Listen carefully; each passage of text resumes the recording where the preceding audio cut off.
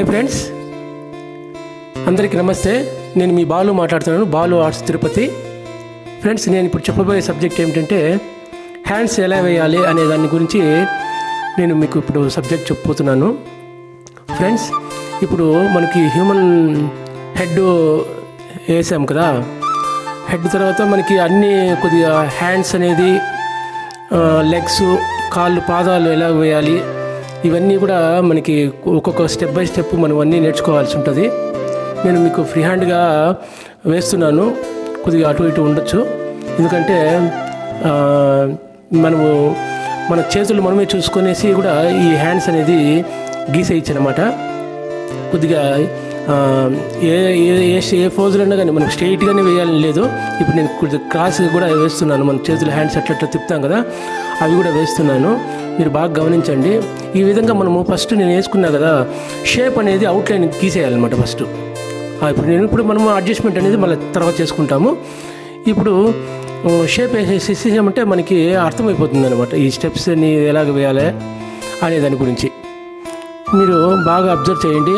ఈ పాదాలు అనేది కూడా నేను వేస్తాను. నెక్స్ట్ వచ్చేది మీకు పాదాలు కూడా వేస్తాను. హ్యూమన్ బాడీ ఫుల్గా ఉండేది ఎలాగ వేయాలి అనేది కూడా మీకు స్టెప్ బై స్టెప్ చెప్తాను. ఇవి మన ఆంధ్ర స్టైల్లో మామూలుగా మనము ఫింగర్స్ అనేది ఈ విధంగా వేసుకుంటాము. మీరు దేవుని ఫోటోలు తమిళనాడు ఆర్టిస్టులు వేసినట్టు చూస్తే అవి పాదాలు కొద్దిగా వేరుగా ఉంటాయి అన్నమాట. ముందు పక్క కొద్దిగా ఉబ్బినట్టు ఉంటాయి. చిన్నపిల్లల పాదాలు మాదిరి ఉంటాయి అన్నమాట. పాదాలు కానీ హ్యాండ్స్ కానీ ఒక రకంగా వేరే విధంగా ఉంటాయి అన్నమాట. మనం బాగా అబ్జర్వ్ చేయాల్సింది ఏమంటే ఇందులో ఇవి హైట్స్ అనేది కొలుసుకుంటూ ఉండాలన్నమాట. హైట్ ఏ విధంగా వచ్చే హ్యాండ్స్కి చెయ్యి మన చెయ్యి చూసుకునేది ఇప్పుడు మన చెయ్యి చూసుకుంటేనే మనం చేసేయచ్చు అనమాట. వేరే మనం ఏమి బయట వస్తువులు మనం పెట్టడం లేదు కాబట్టి హ్యాండ్స్ మన చేతులు మనమే చూసుకుంటూ ఏ షేప్ కావాలంటే ఆ షేప్ పెట్టండి, ఏం ప్రాబ్లం లే. ఇట్లా తిప్పించి పెట్టండి, సైడ్కి పెట్టండి. ఏదో మీకు ఒక 2 షేపులు చూపిస్తాను ఇప్పుడు ఏ విధంగా గీయాలనేది. బాగా అబ్జర్వ్ చేయండి ఫ్రెండ్స్. ఇది కూడా ఇంపార్టెంట్ అనమాట. మనకి కొన్ని ఫోటోలు చూస్తూ ఉంటాము, వాటిలో హ్యాండ్స్ సరిగా కనిపించవు. అది ఏ రకంగా వేయాలి అనేది మీకు షేడ్ కూడా చేసి చూపిస్తున్నాను. ఇప్పుడు ఇదో చూడండి, షేడింగ్ ఈ విధంగా చేస్తాను అనమాట. మీకు అది ఇప్పుడు షేడ్స్ నేను ఎందుకు కొడుతున్నానంటే ఈ షేడ్స్ వల్లనే మనకి ఒక హ్యాండ్స్ అనేది ఎంపోజ్ అవుతుంది అనమాట. ఎంపోజింగ్ అంటే ఇప్పుడు మన కలరింగ్ కూడా చేస్తే ఈ విధంగానే కలరింగ్ ఎంపోజ్ అవుతుంది అనమాట. ఇప్పుడు ఫ్లాట్గా ఉంటుంది కదా మనం హ్యాండ్స్ వేసేది, అట్లా ఫ్లాట్గా లేకుండా ఇది ఎంపోజింగ్ అవుతుంది అనమాట. ఎంపోజింగ్ అవడం వల్ల కలర్స్ కూడా చేసి ఈ విధంగా ఇదే విధంగా కలర్స్ కూడా చేయాల్సి ఉంటుంది. చూడండి ఫ్రెండ్స్, నేను ఊరికే అట్లా టూకీగా వేస్తున్నాను, కానీ మీకు హ్యాండ్ షేప్ అనేది మీకు బాగా కనిపిస్తుంది. ఇది చాలా ఫ్యాక్టరీ చేయాలి. హ్యాండ్స్ కానీ ప్రతి ఒక్కటి మనం రెగ్యులర్గా ఏదో ఒకటి గీస్తూ ఉండాలి. ఇదని కాదు, ఏదో హ్యాండ్స్ అనే కాదు, పాదాలు ఎవరైనా ఎదురుగా పాదాలు కూర్చో ఉంటారు, కాళ్ళ మీద కాళ్ళు వేసుకో ఉంటారు. అది అలా గీయండి, ఏం ప్రాబ్లం లేదు. చూసినట్టు గీయండి. పాదాలు కూర్చోన్నప్పుడు ఏ విధంగా ఉంటుంది, నిలబడుకున్నప్పుడు ఏ విధంగా ఉంటుంది, సైడ్గా ఉన్నప్పుడు ఏ విధంగా ఉంటుంది అనేది ఇప్పుడు మీకు సైడ్ కూడా ఒకటి చూపిస్తాను చూడండి. సైడ్ హ్యాండ్ కూడా ఎలాగ వేయాలనేది. ఇప్పుడు ఇది స్ట్రైట్గా వేశాను కొద్దిగా, అంటే స్ట్రైట్గా కాదు, మీకు స్ట్రైట్గా వేస్తే మరి అంత బాగుండదు. కాకపోతే ఇట్లా సైడ్గా ఇట్లా హ్యాండ్స్ కొద్దిగా గ్యాప్ వదిలినప్పుడు హ్యాండ్స్ వేళ్ళు గ్యాప్ ఉన్నట్టు ఉంటే కొద్దిగా మీకు న్యాచురల్గా ఉంటుంది అనే ఉద్దేశంతో ఇది వేస్తున్నాను. ఫ్రెండ్స్, మీరు ఎక్కువ ఫ్యాక్టరీ చేయాలి. నేను చెప్పేది అందరికీ ఒకటే, ఎక్కువ ఫ్యాక్టరీ చేస్తే మనకి అంత వర్క్ వస్తుంది. ఊరికే మనం చూస్తూనే ఉండేది కాదు, చూడాలి, మళ్ళీ దాన్ని మనము ఫ్యాక్టరీ చేయాలి. అది అనమాట. ఈ ఎక్కువ ఎంత ఎక్స్పీరియన్స్ మనకి చెయ్యి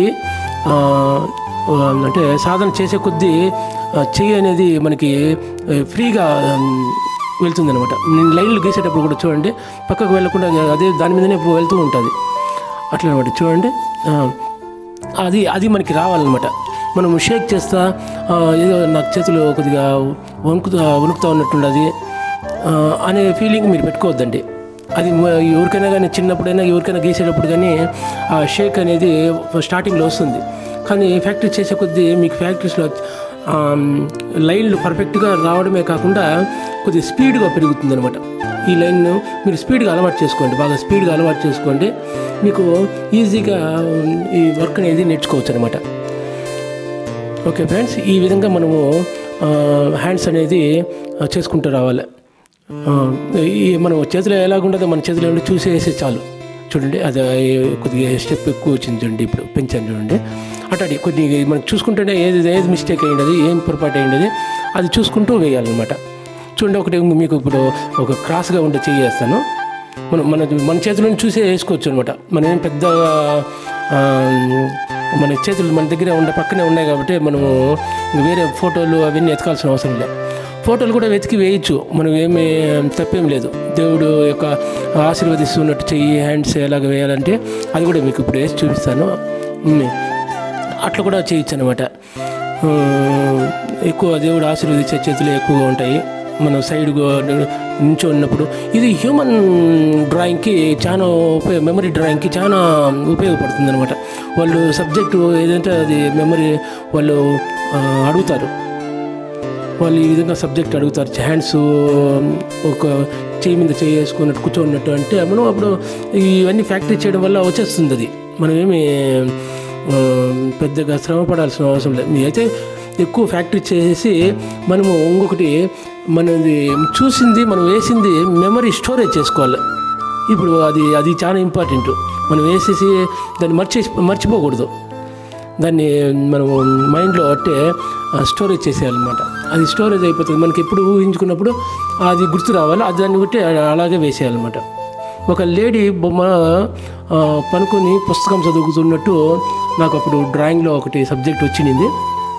అది నాకు ఎంతవరకు రాలేదనమాట. కాకపోతే నేను అప్పుడు కొన్ని బుక్స్ చూడడం వల్ల ఆ స్టోరీ బుక్స్లో అలాంటి సీన్స్ ఎక్కువ కనపడేది అనమాట. అప్పుడు స్టోరీ బుక్స్ చిన్న చిన్న బుక్స్ అన్నీ వచ్చేటివి అనమాట. ఆ బుక్స్లో ఉండేవి అనమాట. రకరకాల స్టైల్స్ లేడీస్వి అందరూ రకరకాలు ఉండేవి అనమాట.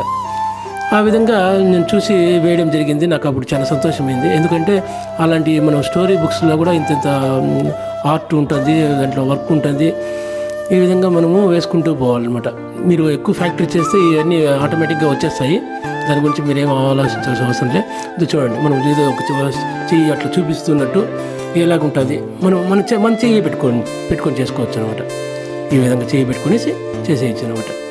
కానీ దీంట్లో ఇంకా మీకు డెప్త్గా చూపించేవాడిని నేను, ఇంకా నర్వ్స్ అన్నీ చూపించేవాడిని. కాకపోతే ఇప్పుడు మనం స్టార్టింగ్లో ఉన్నాం కాబట్టి ఇలాంటివి చేసుకుంటూ ఉండాలి. లర్నింగ్ మన పిల్లకాయలు మనం నేర్చుకుంటున్నాం కాబట్టి ఇట్లాంటి చిన్న చిన్నవి వేసుకోవాలన్నమాట. ఇప్పుడు ఒకే ఒక బొట్టనేలు చూడండి. ఒకే బొట్టనేలు మనకి ఏ విధంగా కనపడుతుంది, మన ఏళ్ళు చూసుకోవాలా. చూడండి, అదే ఒక బొట్టనేలు, ఒక చిటికిని ఒక మామూలు ఏలు కూడా ఒక చూపిస్తాను మీకు. ఇది చూడండి, ఈ బొట్టన వేలు వేసుకోవాలి చూడండి. మనము చూసుకొని అది ఎక్కడ తప్పు వచ్చింది, ఇక్కడ కింద ఎక్కువ రావాలి.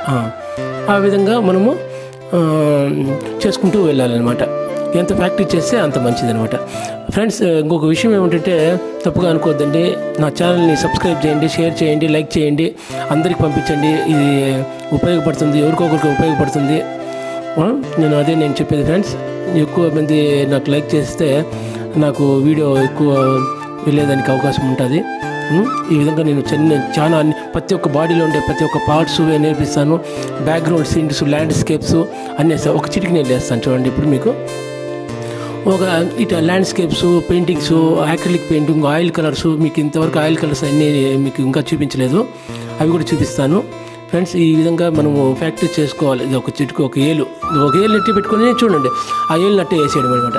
ఈ విధంగా మనము వేసుకుంటూ పోవాలన్నమాట. చూడండి, దానికి కూడా షేడ్స్ వేస్తాను చూడండి. ఈ విధంగా షేడ్స్ వేసేస్తే అది షేప్ వచ్చేస్తుంది. మీ షేప్ ఎందుకు షేడ్ ఇస్తున్నారనేది గమనించాలి. ఇది కూడా పెయింటింగ్లో అది ఫేస్ కలర్లో వేసేస్తే అది మనకి వచ్చేస్తుంది అనమాట.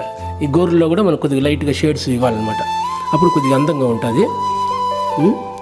చూడండి ఫ్రెండ్స్, ఈ విధంగా మనము ప్రతి ఒక్క కలర్ వాటర్ కలర్ వేస్తాను. నెక్స్ట్ చూడండి, వాటర్ కలర్స్, ల్యాండ్స్కేప్ వేస్తాను. ఒక చెట్టు, ఏదైనా ఒక ఇల్లు ఉన్నట్టు, అది సీనరీ లాగా ఒక ల్యాండ్స్కేప్ లాగా వేస్తాను. మీరు బాగా ప్రాక్టీస్ చేయండి. ఎంత ప్రాక్టీస్ చేస్తే ఆ విధంగా చూడండి. మీకు ఇప్పుడు ఇంకొక చెయ్యి వేస్తాను చూడండి. ఇంకొక చెయ్యి మనం దేవుడు ఆశీర్వదిస్తే ఉంటే ఎట్లా ఉంటుంది అనేది, అది కూడా ఊరికే మీకు అంతగా పర్టికులర్గా కాదు. పర్టికులర్గా అనేది నేను యాక్చువల్గా బొమ్మలు వేసేటప్పుడు చూపిస్తాను. ఇప్పుడు మీరు ఇవన్నీ ప్రాక్టీస్ చేసేదానికి గురించి చెప్తున్నాను అంతే. మీరు దీంట్లోనే అబ్జర్వ్ కాదు, మీ చేతులు చూసుకోండి. బటన్ వేలు ఇవన్నీ చూసుకొని ఆ విధంగా వేస్తే చాలు అనమాట. ఈ విధంగా మనము ఆశీర్వదించే చెయ్యి. అప్పుడు నేను చాలా వరకు ఈ ఎలక్షన్లో ఇలాంటివి వేసేవాడిని. హస్తం గుర్తుకే మీ ఓటు అనేది అప్పట్లో చిన్నప్పుడు నేను వాల్ రైటింగ్ బ్యానర్స్ అన్ని రాసేవాడిని. అప్పుడు ఈ చెయ్యిలు అనేది చాలా సింపుల్గా వేసేసేవాడిని. ఈ విధంగా లైన్స్ వేసుకొని చాలా సింపుల్గా వేసేసేవాడిని. అది నాకు చాలా అలవాటు. ఈ అప్పుడు చిన్ననాటి అవి ఇంకా గుర్తు ఉన్నాయి, అదే వేస్తున్నాను. అంటే ఇప్పుడు దేవుడి బొమ్మలు అవన్నీ వేస్తుంటాం కాబట్టి ఇవి నాకు కొద్దిగా ఎక్కువ అలవాటు అయిపోయింది. మీరు ఇవన్నీ ప్రతి ఒక్కటి మీరు ఏ వస్తువైనా కానీ నేను ఒకటి అదే చెప్పేది, ఏ వస్తువైనా వేయాలి. అది హ్యూమన్ డ్రాయింగు లేకపోతే మెమరీ డ్రాయింగు, ఏదో ఒకటి. ఒక ల్యాండ్స్కేప్ మీకు ఒక మందిరం కనపడింది, గోపురం కనపడింది, మీకు నచ్చింది, సింపుల్గా ఉంది, దాన్ని వేయాలనుకున్నాను, వేసేయాలి అట్లే. దానికి మనమేమి ఇచ్చేయడం లేదు. ఆర్టిస్ట్ అనేది ఆర్టిస్ట్ యొక్క ప్రొఫెషన్ గీయడమే అనమాట. ఎంత గీసి అలవాటు చేసుకుంటామో అలాగే మనకి ప్రతి ఒక్కటి వస్తుందన్నమాట. ఏ వస్తువైనా చూడండి, డస్కులు చూడండి, టేబుల్ చూడండి, పెన్ను చూడండి. ఆ పెన్ను చూసేటప్పుడు కూడా రికార్డ్ అయిపోవాలి మన బ్రెయిన్లో.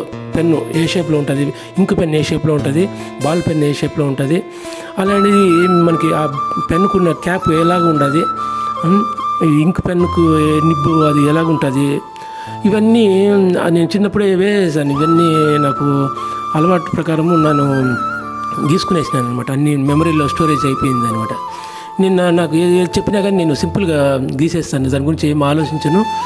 అంటే నాకు ఫీడ్ అయిపోయింటుంది. ప్రతి ఒక్కటి కరెంటుది ప్లగ్ బాక్స్ ఏ విధంగా ఉంటుంది, ఇలా ప్రతి ఒక్కటి వాటర్ బాటిల్ ప్రతి ఒక్కటి నేను బాగా అబ్జర్వ్ చేస్తాను. హోటల్లో కూర్చుంటాము, గ్లాస్ ఏ విధంగా వాళ్ళకి రకరకాల గ్లాసులు ఉంటాయి, ఈ మగ్గులు ఉంటాయి, వెరైటీ మగ్గులు ఉంటాయి.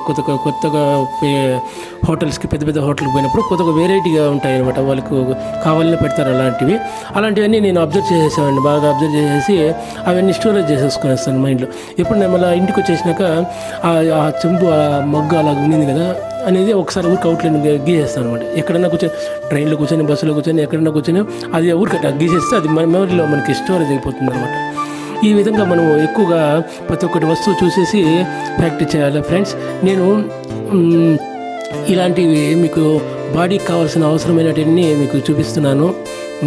మీరు చేయవలసిందంతా ఒకటే, సబ్స్క్రైబ్ చేయండి ఫ్రెండ్స్.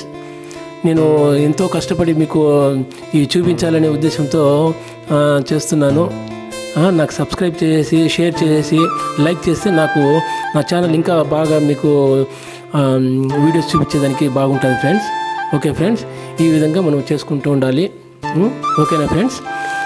ఎంత ఎక్కువ ప్రాక్టీస్ చేయండి. నేను అదొక్కటే చెప్పేది మీకు, ఎక్కువ ప్రాక్టీస్ చేయాలి. ఏ ఆర్టిస్ట్ అయినా కానీ వెంటనే పెద్ద ఆర్టిస్ట్ అయిపోరు ఎవరు. ప్రాక్టీస్ చేయకుండానే ఎవరు పెద్ద ఆర్టిస్ట్ అవ్వలేరు.